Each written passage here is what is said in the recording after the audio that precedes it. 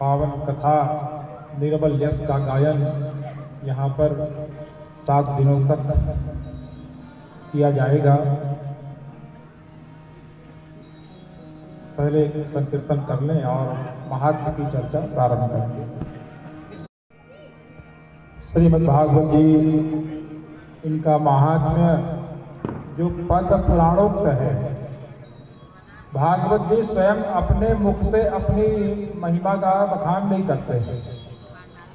पद्म पुराण में और स्कंद पुराण में भागवत जी का विशिष्ट महात्म्य प्राप्त होता है।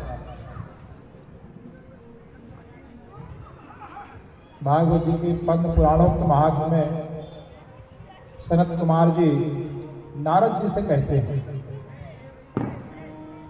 ये मानवाः पापकृतस्तु सर्वदा सदा दुराचाररता विमार्गगाः क्रोधाग्निदग्धा कुटिलाश्च कामिनः सप्ताहयज्ञेन कलौ पुनन्ति ते।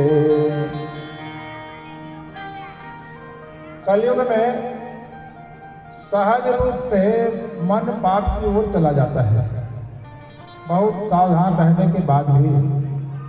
लेकिन सनत कुमार जी कहते हैं, ये मानवाः पाप कृतस्तु सर्वदा। एक दो बार धोखे से पाप हो जाए ऐसा नहीं, जो सर्वदा पाप कर्मों में भी लिप्त रहते हैं। लेकिन जब भगवान की ओर आने का मन हो जाए और भागवत जी का श्रवण कर ले और आगे पुनः पाप न करने का विचार संकल्प उसके भीतर आ जाए, तो भागवत जी उसे पवित्र बना देते हैं।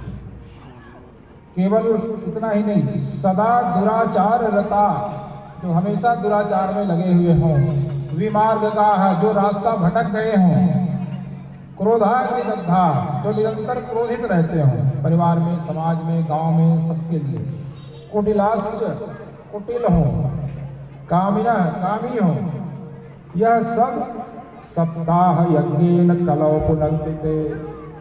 सप्ताह यज्ञ अर्थात भागवत जी के श्रवण से वे सब पवित्र हो जाते हैं।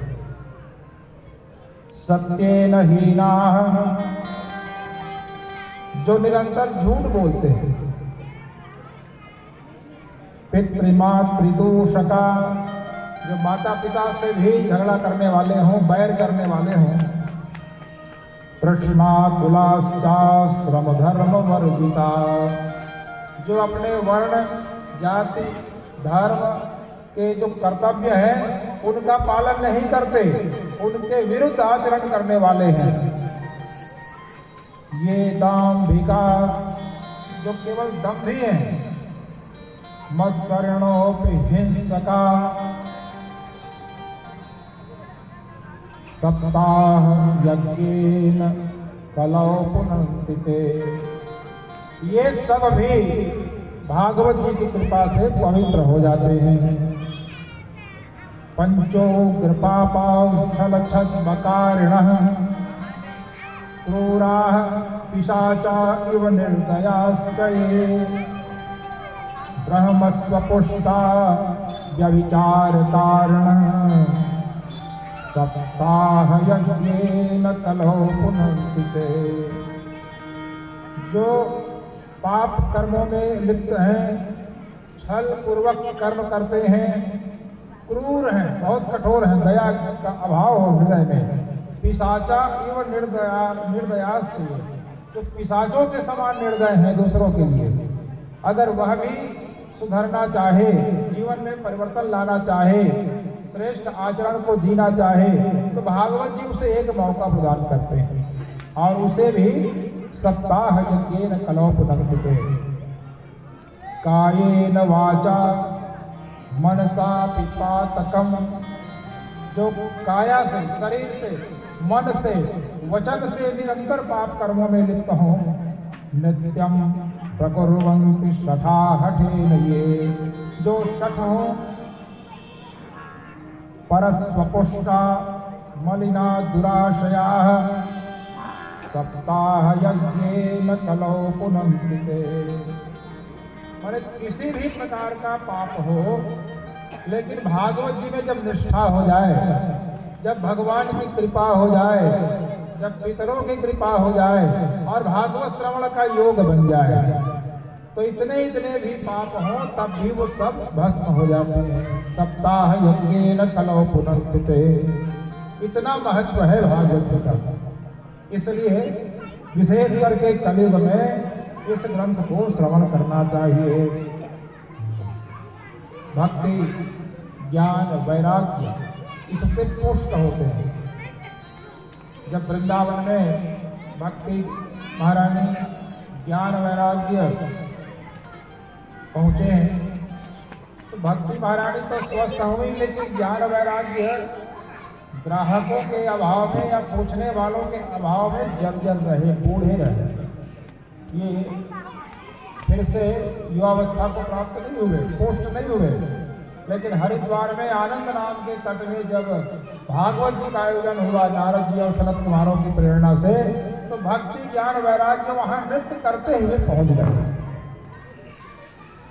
भक्ति सुतौ करुणौ गृहीत्वा प्रेमैक रूपा सहसा विरासी। श्री कृष्ण गोविंद हरे मुरारे माधेति नामानि मुहुर्वदन्ति। जो भक्ति ज्ञान वैराग्य वृंदावन में बीमार पड़े हुए थे, भक्ति तो पुष्ट हो गई स्थान के प्रभाव से, लेकिन ज्ञान वैराग्य मूर्छित पड़े हुए थे। जब हरिद्वार में भागवत जी का आयोजन हुआ तो तीनों स्वस्थ हो गए, युवा शरीर को प्राप्त हो गए और नाचते गाते हुए कथा पंडाल में आ गए। भागवत जी का प्रारंभ होते ही और क्या गा रहे थे? श्री कृष्ण गोविंद हरे मुरारे, ये गाते हुए गोविंद हरे मुरारे हे नाथ नारायण गोविंद हरे मुरारे हे नाथ नारायण वासुदेव।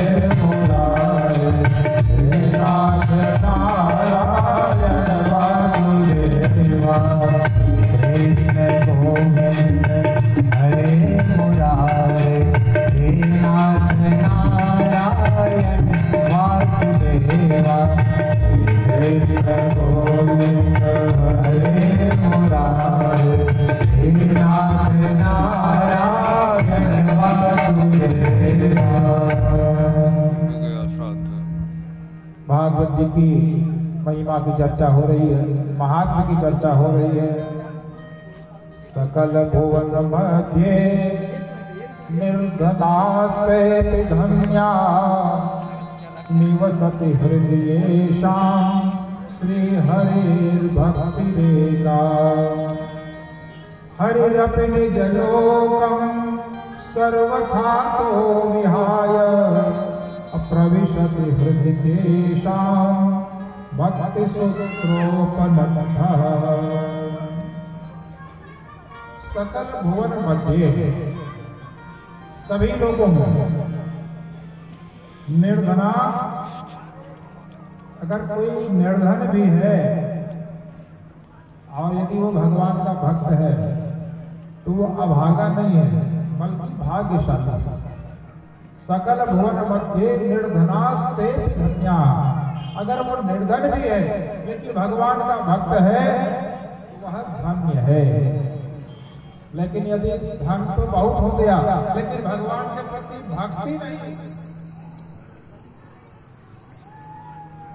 यदि भक्ति नहीं हुई तो फिर उसको अभागा है।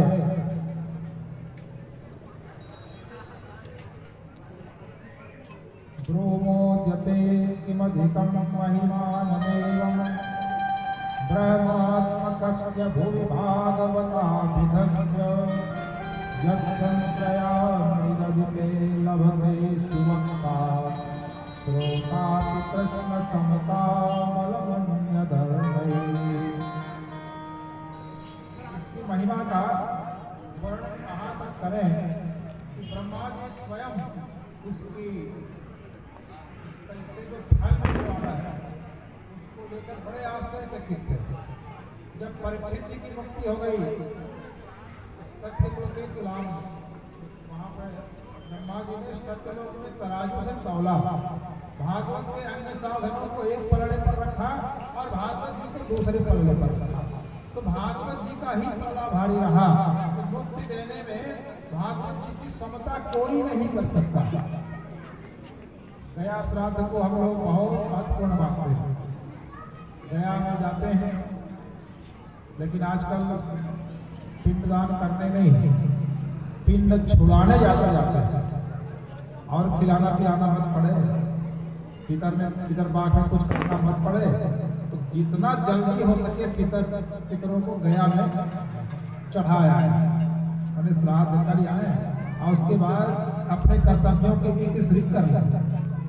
माता पिता तर जाए, हमारे पितर तर जाए, इस भाव से गया जाते हैं तो बहुत अच्छा है। लेकिन आगे और कोई कर्तव्य न करना पड़े इसलिए गया जाते हैं तो वो बहुत गलत है। और गया से लौटने के बाद भी श्राद्ध तर्पण किया जा सकता है क्योंकि गया नित्य श्राद्ध है। अब बद्रीनाथ ब्रह्म कपाली में हो जाए उसके बाद नहीं होता है पूरा, लेकिन बिना पुष्प और तिल के केवल जल से तर्पण तो कभी भी किया जा सकता है, हर समय किया जा सकता है। पितृपक्ष में ही नहीं 12 महीने किया जा सकता है। कदाचित कोई प्रेत हो जाए परिवार में तो प्रेतों को स्वयं होकर जल पीने भोजन करने का सामर्थ्य नहीं होता है। जब कोई व्यक्ति नाम गोत्र का संकल्प करके देता है तो उसकी प्यास बुझती है और तो उसको तृप्ति होती है। एक लोटा जल लेकर के सवेरे भगवान सूर्य को दें, देवताओं को दें, या फिर एक लोटा और ले लें और दक्षिण तरफ मुंह करके किसी क्यारी में साफ जगह में अपने जो मृत हुए हैं परिवार में उनका नाम लेते हुए, गोत्र का नाम लेते हुए जल गिरा दें तो उनको तृप्ति हो जाती है। अब देवता और पितर तृप्त हो गए तो उस परिवार में देवताओं की भी कृपा होगी और पितरों की भी कृपा होगी। फिर कभी कोई पितृदोष का भय किसी को नहीं होगा। अब कभी एक लोटा पानी भी नहीं चढ़ाएंगे। अब बाद में जब समस्याएं आती है जीवन में तो त्र्यंबकेश्वर जाओ, उज्जैन जाओ, पितृदोष शांत कराओ, तो पहले ही तर्पण करते रहो ज्ञात अज्ञात अपने समस्त पितरों के लिए। हमारा कोई पितर प्यासा ही न रहे तो कहाँ से पितृदोष आएगा? कोई भूखा प्यासा रहे तो वही पितृदोष है। इसलिए जिनको हम जानते हैं, जिनका नाम जानते हैं, नहीं जानते हैं, ज्ञात अज्ञात सभी पितरों के केवल जल ही तो देना है और कुछ तो देना नहीं, तो जल देना चाहिए।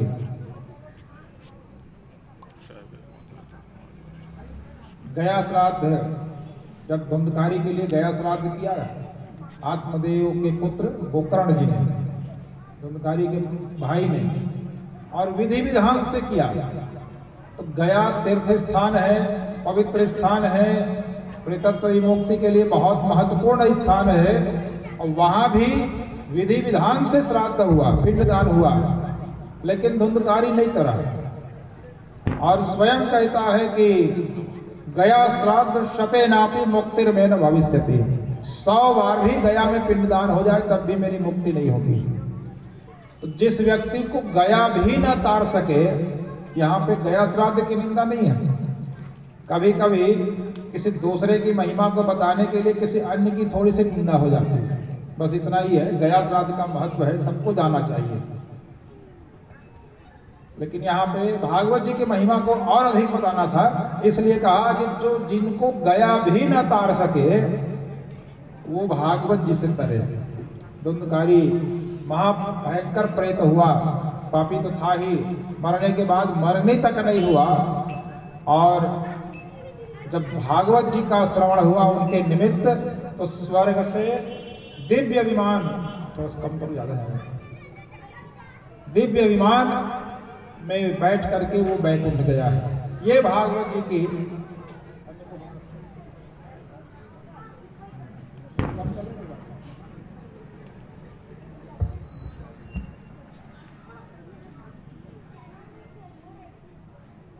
भागवत जी की इतनी महिमा है। धुंधकारी जैसे भयंकर प्रेत को भी तारने में भागवत जी समर्थ है। धुंधकारी आत्मदेव ब्राह्मण का अब बहुत पुत्र कहा जाता है, लेकिन वो पुत्र है नहीं, ये उनकी पत्नी के बहन का पुत्र था। धोखे से अपना पुत्र मानकर उसका लालन पालन किया। धुंधकारी प्रेत हुआ, पहले जीवन में पापी हुआ, बाद में प्रेत हुआ। गोकर्ण जी भी देखा जाए तो आत्मदेव के पुत्र महात्मा जी के प्रताप से गाय ने उसे जन्म दिया था। सन्यासी जो मिले आत्मदेव ब्राह्मण को, उन्होंने कहा, ब्राह्मण ने कहा सन्यासी से कि मुझे बेटा चाहिए महाराज। सन्यासी ने कहा सप्त जन्मावधि तव पुत्रो नहीं वचन, 7 जन्मों तक तुम्हारे भाग्य में पुत्र का सुख नहीं है। ये तुम्हारे पुत्र भाल अक्षर वाला वाजया मास योगतः, उनके ललाट में माथे पर जो रेखाएं थी उनको पढ़ के बताया महात्मा ने कि सप्त जन्मावधि तव पुत्रो नहीं वचन, 7 जन्म तक पुत्र का योग नहीं है। ब्राह्मण रोने लगा, सामने बेटा चाहिए। महात्मा जी ने तो हटे नहीं, तो फल विकल्प दत्तवान, उसको फल दिया, कहा तुम्हारी पत्नी गर्भवती हो जाएगी। जब 7 जन्मों तक पुत्र का योग ही नहीं है तो महात्मा जी कैसे दे देंगे? तो फल दे दिया, कहा इसको खाने से वो गर्भवती हो जाएगी। लेकिन फल को पत्नी ने खाया नहीं, गाय को खिला दिया और झूठ बोल दिया पति से कि मैंने फल खाया। और अपनी बहन के पुत्र को 6 महीने बाद जिसका जन्म हुआ उसे अपना बेटा बताकर पति को दिखा दिया। तो महात्मा जी ने जो पढ़ा था कि 7 जन्मों तक इसको पुत्र का योग नहीं है, तो वह भी देखा जाए तो फलीभूत ही हुआ। न धुंधकारी बेटा है आत्मदेव का, न गोकर्ण है। लेकिन महात्मा जी ने कृपा की तो कम से कम 2 बेटा तो घर में हो ही गए। ये महात्माओं की कृपा होती है।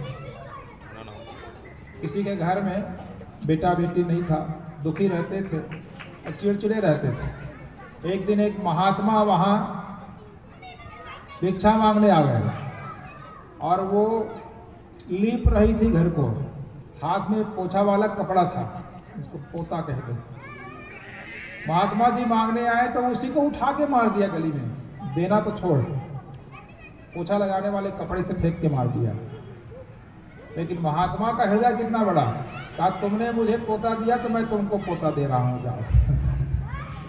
अब पोता होने का आशीर्वाद दे दिया। अब पोता तब होगा जब पहले बेटा होगा, तो पहले बेटा हुआ महात्मा जी के प्रभाव से, और बाद में उसका भी पुत्र हुआ तो पोता हो गया। ये साधुओं की कृपा होती है। यहाँ पर भी सन्यासी महाराज जी ने कृपा करके फल दे दिया। उस फल के प्रभाव से गोकर्ण जी का जन्म हुआ। अब भले ही वो सगे पुत्र नहीं थे, लेकिन अब आत्मदेव के ही थे माना गया।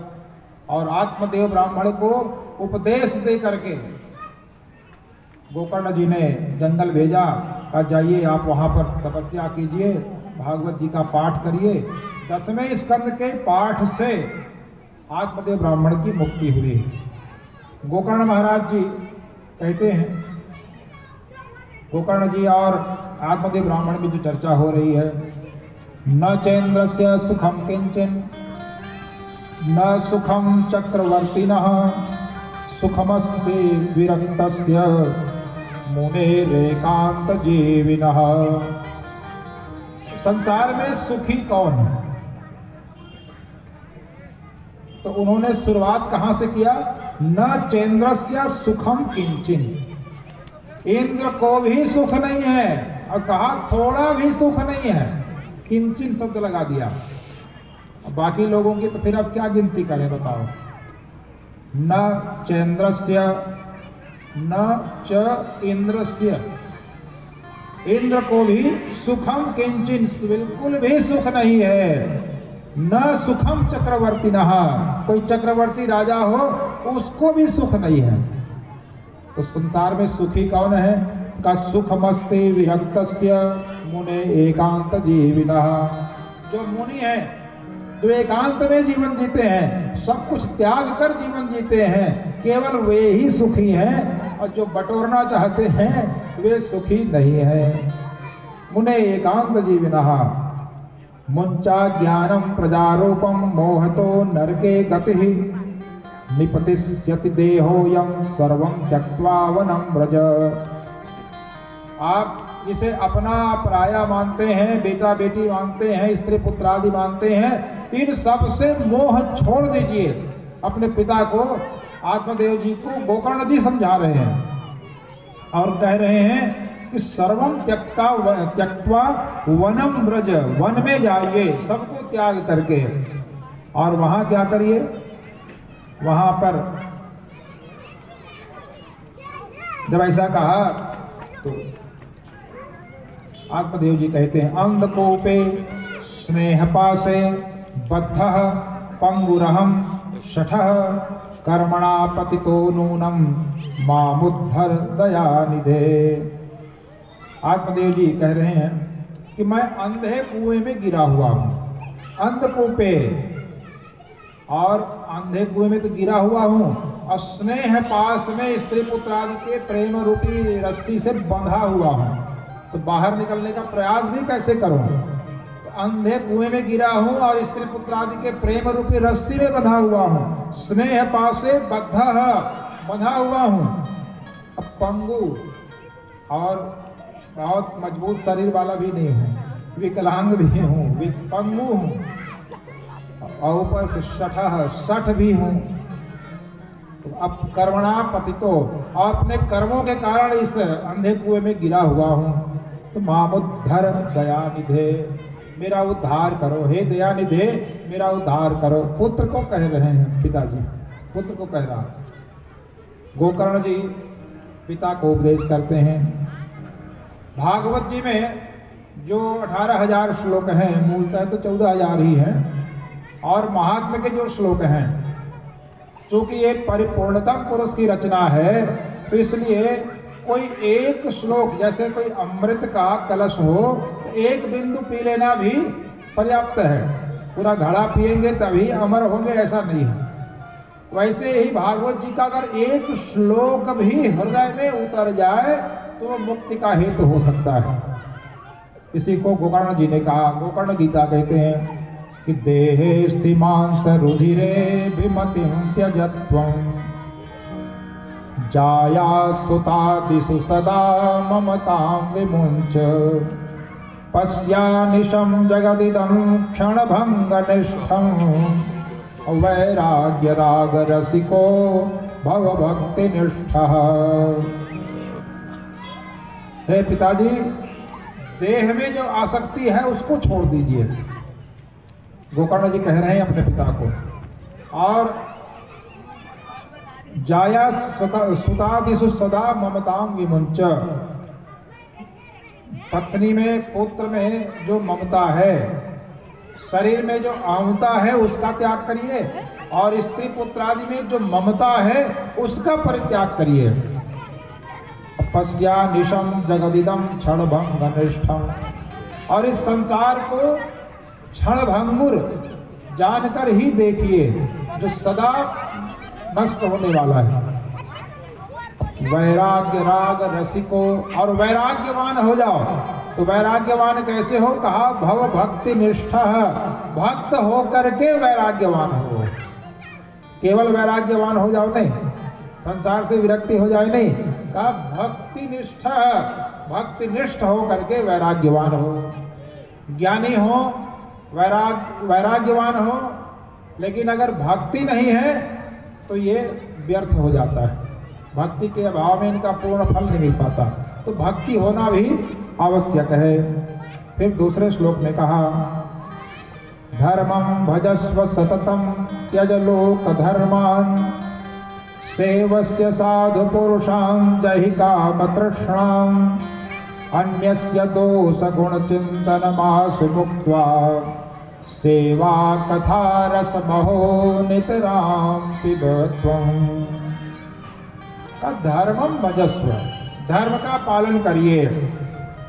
त्यज लोक धर्मान, अब लोक धर्म का परित्याग कर दीजिए। स्त्री के प्रति क्या करना है, पुत्र के प्रति क्या करना है, परिवार के प्रति क्या करना है, गांव समाज के प्रति क्या करना है, अब उसको छोड़ दीजिए। जब अंतिम समय आ जाए, युवावस्था में, प्रौढ़ावस्था में थोड़ा बहुत लोग धर्म का पालन हो वो उचित है, लेकिन जब वृद्धावस्था आ जाए, सेवानिवृत्ति के बाद का जो जीवन है, तब कहा त्यज लोक धर्मान, अब लोक धर्म का त्याग कर दीजिए। अब अपने कल्याण के विषय में गंभीर हो जाइए। तो क्या करें? तो कहा धर्मं भजस्व, अब धर्म के अनुसार जीवन जियो, धर्म को जीवन में उतारो। त्यज लोक धर्मान, लोक धर्म का परित्याग करके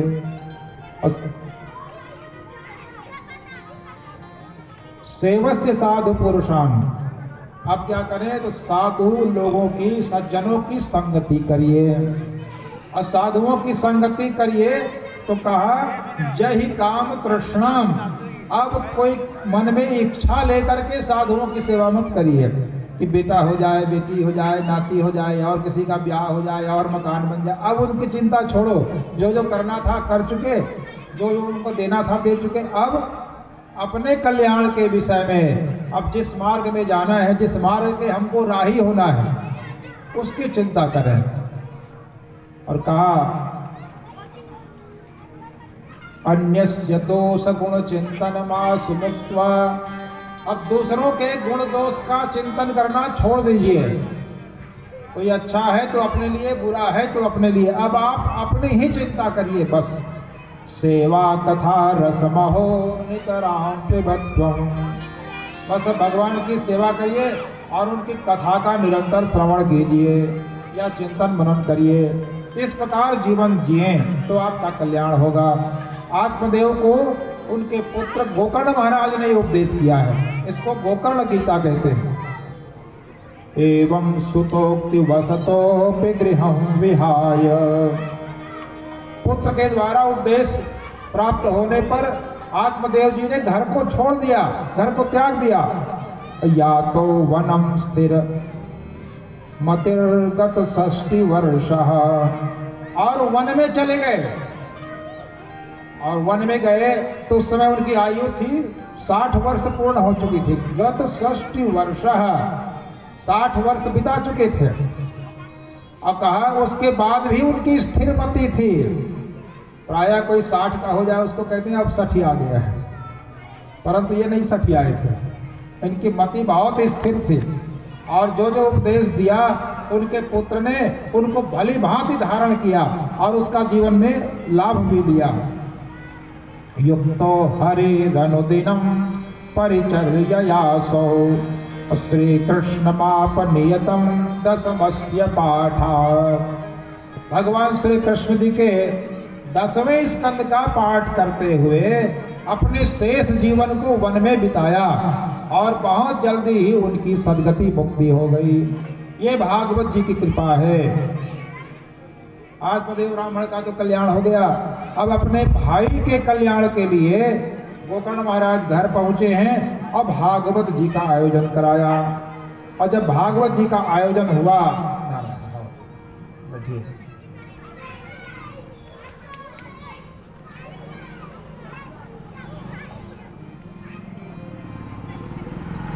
इति च परम गुह्यं सर्व सिद्धांत सिद्धं सपदि निगदितं ते शास्त्र पुंजं विलोक्य, जगति सुख कथा तो निर्मलं नास्ति किंचित् अपिब परम सुख हेतुर्द्वादश स्कंधसारम्। ये परम गुप्त भी है भागवत जी, लेकिन भगवान ने कृपा करके हम सब के लिए इसको सुलभ बना दिया।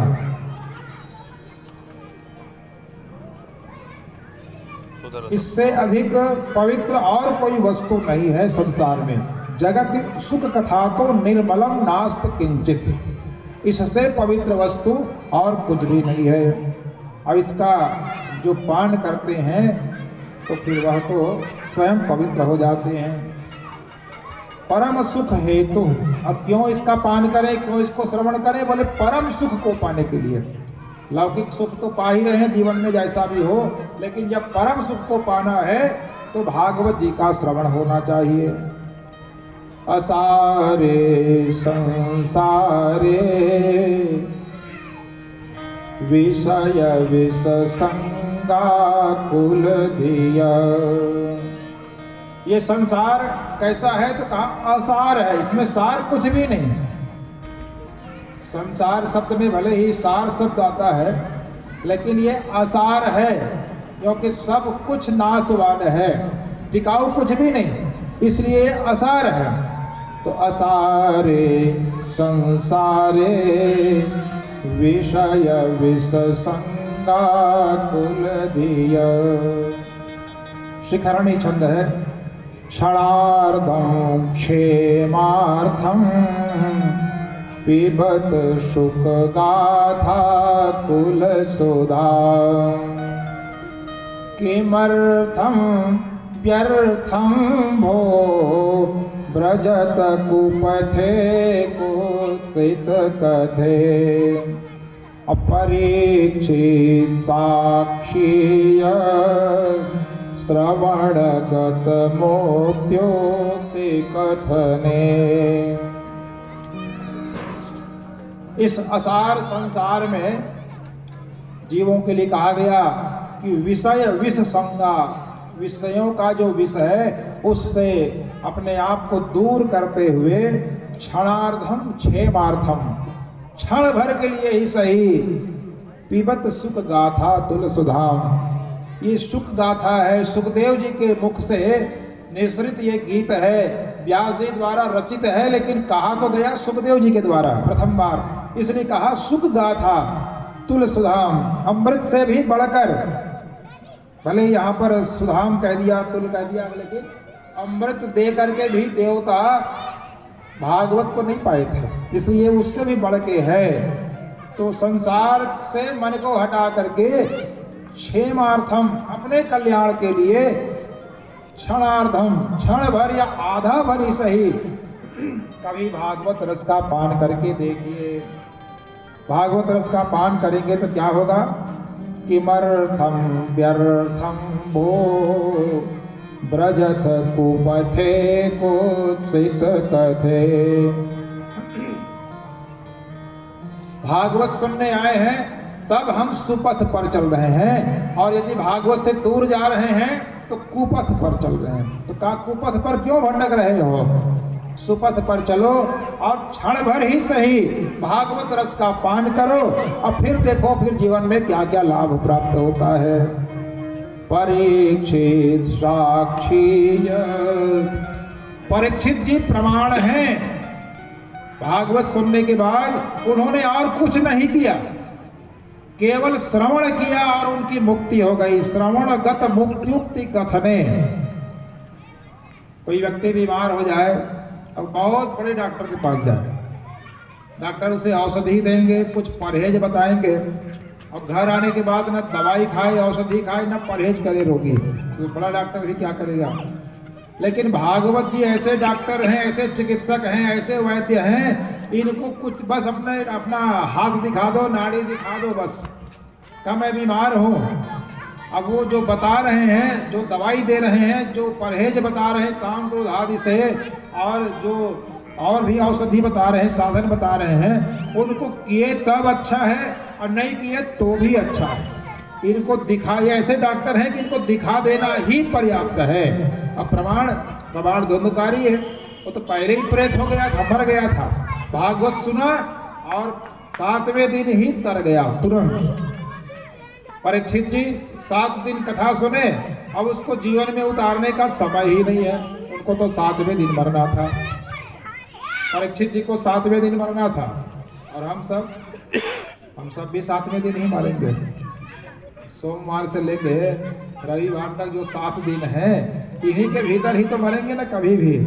चाहे रविवार को मरे, चाहे सोमवार को मरे, मंगलवार को, बुधवार को, तो वही 7 दिन का रहस्य है। तो केवल परीक्षित को ही भागवत सुनना है ऐसा नहीं है। परीक्षित जी को तो कम से कम 7 दिन की गारंटी थी कि वो 7 दिन बाद ही मरेंगे, और हमारा आपका तो कोई 7 दिन का भी कोई जिम्मा लेने वाला नहीं है। तो इसलिए ज्यादा सावधान होकर हमें कथा सुनने की आवश्यकता है। जब हम कथा सुनेंगे तो पूरा 7 दिन सुन जाए तो और अच्छा है, और यदि किसी कारण से क्षण भर भी सुन लिए तो भी अच्छा है, पूरा नहीं सुन पाए तो भी। इतना महत्वपूर्ण ये ग्रंथ है, और कलयुग में तो विशेष कृपा करके भगवान जी ने इसको प्रकट किया है। ये नहीं होता तो न जाने नरकों में जगह रहती कि नहीं रहती। भागवत जी को प्रकट करके हजारों लाखों लोगों को बचा लिया। और ये जो सिरसा गांव है बहुत बड़ा भागवत प्रेमी गांव है। हम लोग बहुत घूमते हैं, यहीं से पले बढ़े, यहीं से कथा कहना प्रारंभ किए।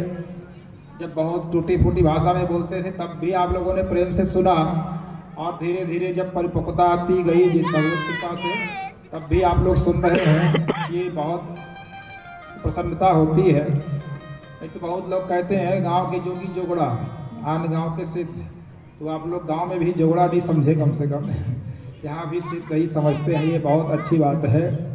और छत्तीसगढ़ के 24-25 जिलों में कथा कर चुके हैं। भारतवर्ष के और दूसरे प्रांतों में भी अब कथा होने लग गई। देश विदेश में घूम रहे हैं, लेकिन संख्या की दृष्टि से अभी तक सिरसा से ज्यादा भागवत होने वाला गांव नहीं देखे। जिस एक गांव में हमारे गुरुजी ने 106 बार भागवत सुना दिया, एक ही गांव में, और लगभग 30-32 बार मुझे भी हो गया। और इसके बाद भी गांव में दूसरे पंडितों का भी आना लगातार जारी है, क्योंकि हम लोगों ने कभी भी ये नहीं कहा कि हमारी पुरोहिती है कोई दूसरा पंडित नहीं आएगा। आप जितने पंडितों को बुलाइए हम लोगों को प्रसन्नता होती है। सबकी कथा सुनिए, और 10 लोगों की सुनेंगे तो कम से कम नई नई कथा सुनने को मिलेगी। सबकी अलग अलग विशेषता है, अपनी अपनी योग्यता है। तो हम लोग इस बात से कभी भयभीत नहीं होते कि हमारा गांव है कोई और पंडित आए तो क्या होगा। जितने ज़्यादा से ज़्यादा पंडित आए हमको तो प्रसन्नता होती है। और इस बात से भी प्रसन्नता होती है कि लगभग 70 पंडित ऐसे हैं जो मुझसे दीक्षित हैं या शिक्षित हैं, अब कथा करने लग गए पूरे छत्तीसगढ़ में। तो जो भी प्राप्ति हम लोगों को भगवत कृपा से हो रही है उसको बस डायरी में बंद करके नहीं जाएंगे। जब संसार से जाएंगे तो कम से कम, अभी तक तो 60-70 हो गए और 10-20 वर्ष और रह गए, तो कम से कम 100-150 पंडित और तैयार करते हैं। और पंडित लोग ही गंभीर हो जाए तो और अच्छा उनको पुष्ट कर देंगे। जितना हो सके विद्या बांटने से बढ़ती है। जब से पंडितों के लिए प्रशिक्षण शिविर लगाना शुरू किया तो उसी बहाने अध्ययन और बढ़ा, बहुत कुछ अध्ययन हुआ। अब प्रश्न आता है, भागवत मंथन जो ग्रंथ छपा वो प्रशिक्षणार्थियों के प्रश्न के आधार पर ही छपा। उनके जो प्रश्न आए थे उन्हीं का उत्तर लिखे और एक पुस्तक छप गया, भागवत मंथन। बहुत भागवत जी की सेवा करने का अवसर मिले, ये बहुत बड़ी उपलब्धि है। तो और नए पंडितों को तैयार करना, ज़्यादा से ज़्यादा छत्तीसगढ़ में अच्छे विद्वान हो। और बहुत जल्दी कचांदुर गौशाला में कमरा बनना शुरू हो गया है, 5 कमरे, भागवत विद्यालय प्रारंभ हो जाएगा पूरे छत्तीसगढ़ के लिए। छत्तीसगढ़ के पंडितों को बनारस जाने की आवश्यकता नहीं पड़ेगी। भागवत का विद्यालय साल भर के भीतर प्रारंभ हो जाएगा, और वो भी हमारे गुरुजी के ही नाम से होगा। गौशाला तो गुरुजी के नाम से है ही। तो बहुत जल्दी भागवत विद्यालय वहाँ प्रारंभ हो जाएगा। हॉस्टल सहित आवासीय और निःशुल्क होगा, पढ़ाने का कोई पैसा नहीं लेंगे, निःशुल्क ही पढ़ाएंगे उनको। तो जितना हो सके भागवत जी की सेवा हो इसमें लगे रहते हैं। तो सिरसा गांव में 130-40 बार भागवत आज़ादी के बाद हम गुरु चेला मिल कर सुना चुके हैं, और उसके बाद भी साल में 3-4 से लेके 5-6 कथा और अन्य पंडितों की होती है। इसलिए कहा कि इस गांव से ज़्यादा कई गांव ऐसे हैं। मैं दामाखेड़ा गया भागवत करने, 5 बार कथा हुआ। पहली बार कथा हुई तो गांव के लोगों ने कहा इससे पहले कब भागवत कथा हुई किसी भी बूढ़े को भी याद नहीं है। इतना बड़ा गांव है दामाखेड़ा का, एक बार भागवत नहीं हुआ, किसी बूढ़े से बूढ़े व्यक्ति को भी याद नहीं कि गांव में कब भागवत कथा हुई। और बहाना बना देते थे कि यहाँ तो कबीर आश्रम है, बेचारे कबीर वाले क्यों भागवत का विरोध करेंगे, तुम खुद कराते नहीं हो और दोस्त उनको देते हो। भागवत कथा हुई तो बहुत सहयोग किया उन्होंने कबीर आश्रम वालों ने। जब भागवत के बारात में निकले थे तो खूब माला पहना के नारियल से साल श्रीफल से वहाँ के महंत जी ने हम लोगों का सम्मान किया। कोई विरोध थोड़ी, सब हम एक ही पंथ के हैं सब, क्यों ऐसा सोचे कि वो ऐसा है वैसा है। तो दामाखेड़ा में भी बाद में 5-5 कथा हो गई। तो आश्चर्य होता था कि यहाँ एक बार भागवत नहीं हुआ। ऐसे कई गांव में जाते हैं लोग बताते हैं पहली बार भागवत हो रहा है महाराज हमारे गांव में। ऐसे ऐसे भी गांव में कथा करने गए। और कुछ ऐसे भी गांव हैं जहां एक साल में 7 बार 8 बार भागवत कथा हो जाती है। हमारे गुरुजी ने बताया था कि एक साल उन्होंने ही सिरसा गांव में 7 भागवत किया था एक साल में। इतने लोगों ने कराया कि एक ही गांव में 7 बार भागवत उनको करना पड़ा। 3-4 बार तो मैं भी कर चुका हूँ, एक ही साल में 4 कथा अधिकतम, क्योंकि 30-32 कथा हो गई देखते ही देखते गांव में। तो बड़ी प्रसन्नता होती है कि ये गांव भागवत प्रेमी है। और आज ही एक कथा का समापन पूर्णता भाटापारा में हुई, तो बहुत प्रसन्नता होती है कि गांव में भागवत के प्रति प्रेम है। पास के ही और भी लगे लगे गांव हैं, उनमें भी इतनी भागवत कथा नहीं होती जितनी सिरसा में होती है। हमारे गुरु जी 106 बार सिरसा में कहे तो भटगांव जहाँ वो स्वयं रहे वहाँ मुश्किल से 10-12 बार कहे। भले उनका गांव रहा, लेकिन कथा के प्रति जो प्रेम है वो सिरसा वालों का बड़ा अद्भुत है। यहीं से चर्चा प्रारंभ किए थे भागवत, पहली बार यही कथा शुरू हुई। और एक और सौभाग्य का विषय है, 8 जनवरी को भागवत जी की सेवा करते करते भागवत पर PhD की उपाधि मिलने वाली है। इसी कथा में रहेंगे, मैं लेने नहीं जाऊंगा। अब घर पहुंच वो प्रमाण पत्र आएगा। यही 8 तारीख को कथा में भुवनेश्वर में बुलाया गया है कि वहाँ विधिवत मंच में सम्मान करके भागवत जी में भागवत के छंदों पर जो लेखन हुआ है उसको शोध मानते हुए उन्होंने PhD का प्रस्ताव दिया था। तो उसको स्वीकार किया है, लेकिन मैं बोला कि मैं जा नहीं पाऊँगा क्योंकि कथा में रहूँगा। अब उनका क्योंकि पूरा अखिल भारतीय कार्यक्रम है, दीक्षांत समारोह वहाँ हो रहा है, तो नहीं जा पाऊँगा। तो प्रतिनिधि एक कोई पंडित जाएंगे मेरी तरफ से और वो लेके आएंगे। किसी कथा के बीच में ही PhD की उपाधि भागवत जी के ऊपर ये प्राप्त हो रही है। ये भी भगवान की ही कृपा है। और जिस प्रकार कोई कलाकार हो या कोई कथा वक्ता हो, वो राजा से भी अधिक गांव का नाम बढ़ाते हैं। कोई कलाकार हो तो यहाँ भी जाएंगे, कहाँ से आए हैं जी, तो फलाने गांव से, तो उस गांव का नाम बढ़ता है। ऐसे ही कोई पंडित भी हों, अब कथा कहने जाएंगे, कहाँ से आए हैं, जेवरा सिरसा से, तो गांव का नाम बढ़ता है। वृंदावन में जाते हैं तो बैनर में जेवरा सिरसा दुर्ग छत्तीसगढ़ लिखाता है। कई लोग दूसरे यात्री जो गए रहते वहाँ वृंदावन घूमने, छत्तीसगढ़ के पंडित जी आए करके भले परिचय नहीं होता तो वो जाके बैठते पंडाल में, बैनर देखते हैं तो उनको प्रसन्नता हो जाती कि छत्तीसगढ़ से आए। अब भी 20 दिन पहले वहाँ वृंदावन से कथा करके आए। वृंदावन से आते ही दुर्ग में गयानगर में कथा परसों ही पूरी हुई, और उसके बाद एक दिन के विश्राम के बाद आज पुनः गांव में कथा हो रही है। तो भागवत जी की सेवा करने का अवसर मिलता रहे, ये महत्वपूर्ण है। तो इसी पर चर्चा जो हो रही है, परीक्षित साक्षी यत् श्रवणगत मुक्ति कथने। परीक्षित जी प्रमाण है कि केवल श्रवण मात्र से मुक्ति हो जाती है, और कुछ उन्होंने किया नहीं, केवल श्रवण किया और उनकी मुक्ति हो गई।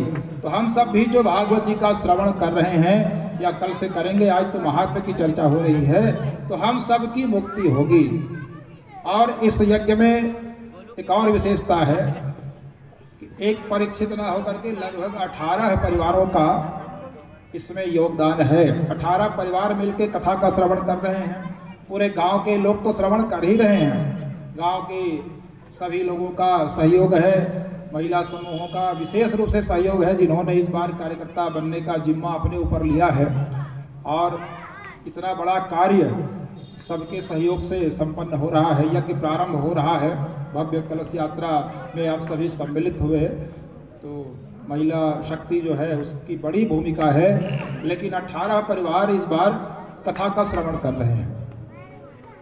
अभी वृंदावन में कथा हुई तो वहाँ भी लगभग 15-16 पाठ वहाँ हुआ। अब वृंदावन तुरंत चले गए तो आधा भाग बढ़ गया पाठ कराने वालों का। नहीं तो सभी यहाँ आते तो 40 परिवार हो जाता लगभग।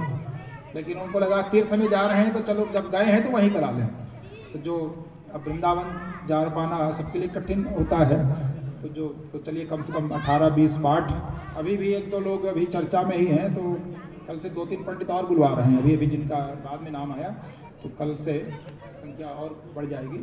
तो इस प्रकार 18-20 परिवार और अपने पितरों की मुक्ति के लिए, स्वयं की सद्गति मुक्ति के लिए भागवत जी का पाठ हो ही रहा है।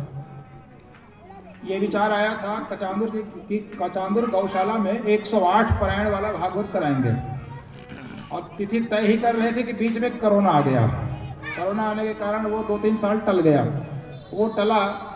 अब इस बीच में बाद में वृंदावन में 2-3 बार कथा हो गई, तो हर बार 10-12-15 लोग पाठ कराते आ रहे हैं। तो जिन 108 लोगों से चर्चा हुई थी उसमें से बहुत लोग 2-3 बार में वृंदावन में ही पाठ करा डाले, और ज़्यादा कोई प्रचार भी इस बार नहीं किए। वृंदावन से कथा हुई, उसके बाद गुरु में कथा हो गई, फिर सीधे यहाँ आ गए। तो जानकारी के भी अभाव में आसपास के गांव में किसी को जानकारी नहीं हो पाएगी। इस प्रकार पाठ की व्यवस्था यहाँ हो रही है। जो सीधे व्हाट्सएप से जुड़े हुए हैं उनको ही सूचना हो पाई। तो चलिए भविष्य में फिर कभी कचांदुर गौशाला में ही करेंगे, और बड़े स्तर पे और भी हो जाएगा। अभी भी हो ही रहा है अच्छे स्तर पे। तो भागवत जी की ये महिमा है जिसका वर्णन स्कंद पुराणों, पद्म पुराणों महात्म्य में हुआ। स्कंद पुराण में भी महात्म्य है, और उसमें वज्रनाभ जी कथा सुनते हैं। परीक्षित जी सुखदेव जी के मुख से कथा सुनने से पूर्व वृंदावन क्षेत्र में अनिरुद्ध के पुत्र वज्रनाभ, भगवान के प्रपौत्र कहें, उनके साथ भी उन्होंने 1 महीने वाला जो भागवत होता है, भागवत कथा 3 प्रकार की होती है, साप्ताहिकी, मासिकी और वार्षिकी। 1 सप्ताह की कथा होती है, 1 महीने की कथा होती है, और 1 वर्ष की कथा होती है। अब महीने की या वर्ष की कथा कराएं तो किसको छुट्टी मिलेगी आजकल। 7 दिन की कथा में तो बड़ी समस्या है। अभी 18 यजमान में से 2-3 का संकल्प तो ऑनलाइन हुआ है। इतनी व्यस्तता हो गई लोगों को, बाद में पता चलेगा कि मुक्ति भी ऑनलाइन होने लगे। भगवान भी कहेंगे अब ऑनलाइन ही मुक्ति लो, तब क्या होगा। तो संकल्प के लिए भी समय निकालना तो वास्तविक समस्या थी। ऐसे बात नहीं है कि वो नहीं आना चाह रहे थे, कोई समस्या आ गई, लेकिन 1-2 दिन बाद से आएंगे। और संकल्प से ही कार्य सिद्धि होती है। कलयुग में तो और विशेष उसका महत्व है। तो जितना हो सके पूरा गांव क्षेत्र, अब ये 18-20 परिवार और सब मिलकर के कथा का श्रवण करेंगे, और एक ऐसा भक्तिमय वातावरण इन 7-8 दिनों में निर्मित हो जाए, और इससे हमको इतनी ऊर्जा मिल जाए कि पूरा शेष जीवन उसी ऊर्जा के सहारे हम भगवत भाव से युक्त होकर रह सकें। तो ये यज्ञ बहुत सार्थक हो जाएगा, सफल हो जाएगा। आज क्योंकि